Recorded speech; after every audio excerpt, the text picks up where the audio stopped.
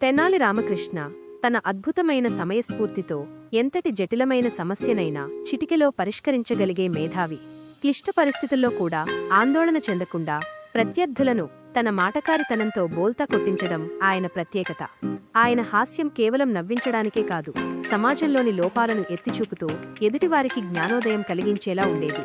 అందుకే ఆయనను వికటకవి అని పిలుస్తారు. అంటే అటు ఇటుగా చదివినా వికటకవి మారదు. అలాగే ఆయన తెలివితేటలు ఎప్పుడూ స్థిరంగా, తిరుగులేకుండా ఉండేవని అర్థం. ఆయన కథలు వింటే నవ్వుకోవడమే కాదు, సమయస్ఫూర్తిని కూడా నేర్చుకోవచ్చు. మరి తన ఇంటికి వచ్చిన దొంగలనే తన తోటకి కూలీలుగా మార్చిన రామలింగడి ఆ చమత్కారమైన కథను ఇప్పుడు చూద్దామా? ఒకసారి విజయనగరంలో దొంగతనాలు ఎక్కువగా జరుగుతున్నాయి. రాజ్యంలో ప్రజలంతా అప్రమత్తంగా ఉండాలి అని దండోరా వేయించాడు శ్రీకృష్ణదేవరాయలు. ఆ తరుణంలో తెనాలి రామకృష్ణ ఇంట్లో జరిగిన చమత్కారమైన వింతైన సంఘటన. ఒకరోజు రాత్రి రామలింగడు తన ఇంటి పెరట్లో ఇద్దరు దొంగలు నక్కి ఉండటం గమనించాడు. వాళ్ళు తన ఇంట్లో దొంగతనానికి ప్లాన్ చేస్తున్నారని అర్థమైంది. వెంటనే రామలింగడు గట్టిగా తన భార్యతో ఇలా అన్నాడు: ఓ శ్రీమతి, ఊర్లో దొంగల భయం ఎక్కువైంది. నువ్వు మన దగ్గర ఉన్న బంగారు నగలు, వెండి సామాన్లు భద్రంగా ఉంచావా లేదా అని అడిగాడు. దానికి భార్య, అన్నీ భద్రంగా ఒక పెట్టెలో పెట్టి బీరువాలో భద్రంగా ఉంచాను అని అన్నది.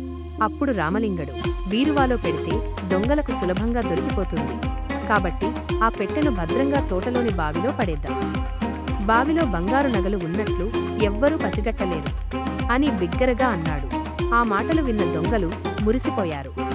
కష్టపడకుండానే నిధి దొరికింది అని బావి దగ్గరే మాటు వేశారు.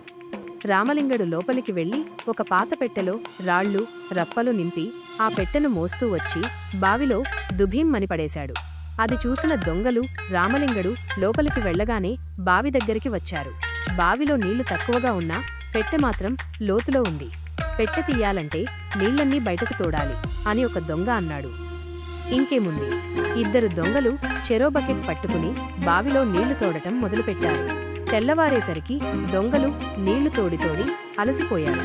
వాళ్లు తోడిన నీళ్లన్నీ రామలింగడి తోటలోని మొక్కలకి హాయిగా పారాయి. అప్పుడే రామలింగడు అక్కడికి వచ్చి, అరే నాయన్లారా, నా తోటకి నీళ్లు పోయడానికి మనుషులు దొరక్క బాధపడుతున్నారు. సమయానికి వచ్చి సాయం చేశారు. మీకు ఏమని కృతజ్ఞతలు చెప్పాలి అన్నాడు నవ్వుతూ.